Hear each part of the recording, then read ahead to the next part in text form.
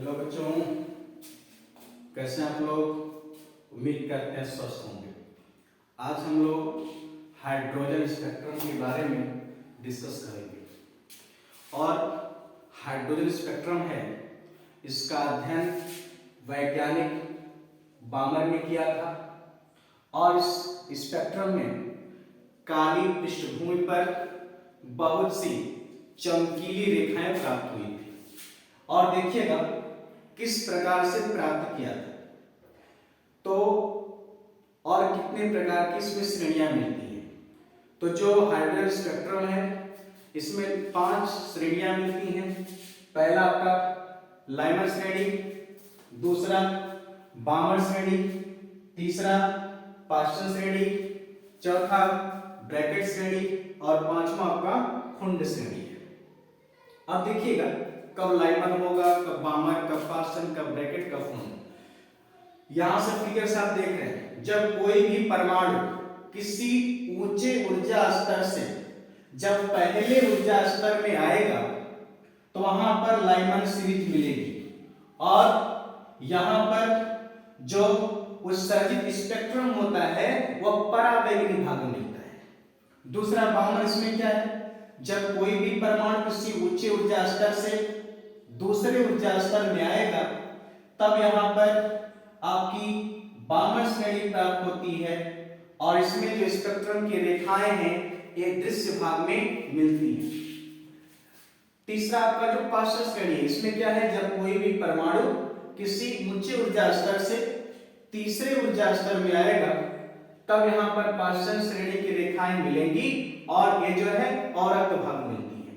Bracket के लिए क्या है, जब कोई परमाणु किसी ऊंचे ऊर्जा स्तर से चौथे ऊर्जा स्तर में आएगा तब यहां पर आपको ब्रैकेट सीरीज मिलती है जो औरक्त भाग मिलती है।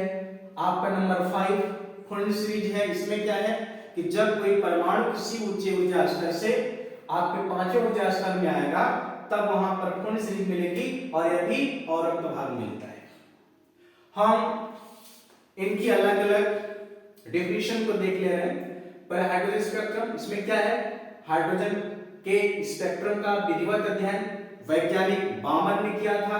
इस स्पेक्ट्रम में काली पृष्ठभूमि पर बहुत सी पृथक्कृत चमकीली रेखाएं होती हैं। हमने कहा 5 प्रकार की हैं। पहले आप लाइमर श्रेणी को देखिए, इसमें क्या है कि जब कोई परमाणु किसी ऊंचे ऊर्जा स्तर से पहले ऊर्जा स्तर में आता है तब उत्सर्जित स्पेक्ट्रम की रेखाएं पराबैंगनी भाग मिलती है। इसके लिए फॉर्मूला होता है 1/λ = r इनसाइड ब्रैकेट 1/1² - 1/n²। जहां n का वैल्यू होगा वह 1 से अधिक होगा, मींस 2 3 4 इस तरह होगा। दूसरा जो आपकी बामर श्रेणी, इसमें क्या है कि जब कोई परमाणु किसी ऊंचे ऊर्जा स्तर से दूसरे ऊर्जा स्तर में लौटता है तब उत्सर्जित स्पेक्ट्रम की रेखाएं दृश्य भाग मिलती हैं। और इसके लिए जो फॉर्मूला हो जाएगा 1/λ = r इनसाइड ब्रैकेट 1/2² - 1/n²। जहां पे जो n का वैल्यू 2 से अधिक होगा, मींस 3 4 5 हो जाएगा। अब जहां लैम्डा जो वेवलेंथ है, तरंगदैर्घ्य है, r रिडबर्ग कांस्टेंट है, रिडबर्ग नियतांक है। थर्ड जो आपकी पास्चन श्रेणी है, इसमें क्या है कि जब कोई परमाणु किसी ऊंचे ऊर्जा स्तर से तीसरे ऊर्जा स्तर में लौटेगा तब स्पेक्ट्रम की रेखाएं अवरक्त भाग में मिलती हैं और इसके लिए फार्मूला है 1/λ = 1/r इनसाइड ब्रैकेट 1/3² - 1/n²। और इसके लिए जो n का वैल्यू होगा यह 3 से अधिक होगा, मींस 4 5 6 हो जाएगा। नंबर 4 जो आपका ब्रैकेट श्रेणी, इसमें क्या है कि जब कोई परमाणु किसी ऊंचे ऊर्जा स्तर से चौथे ऊर्जा स्तर में आएगा तब स्पेक्ट्रम की जो रेखाएं हैं वे औरक्त भाग मिलती हैं। और इसके लिए फार्मूला आपका 1/λ = r 1/4² - 1/n²। इसके लिए जो n का वैल्यू होगा 4 से अधिक होगा, मींस 5 6 7 डॉट डॉट होगा।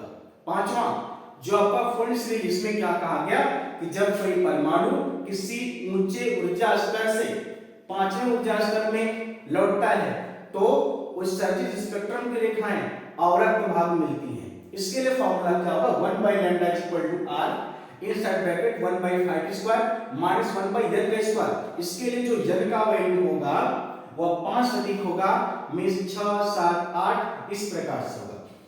और इस प्रकार की तमाम वीडियो को जानने के लिए आप हमारे चैनल को सब्सक्राइब करें। धन्यवाद।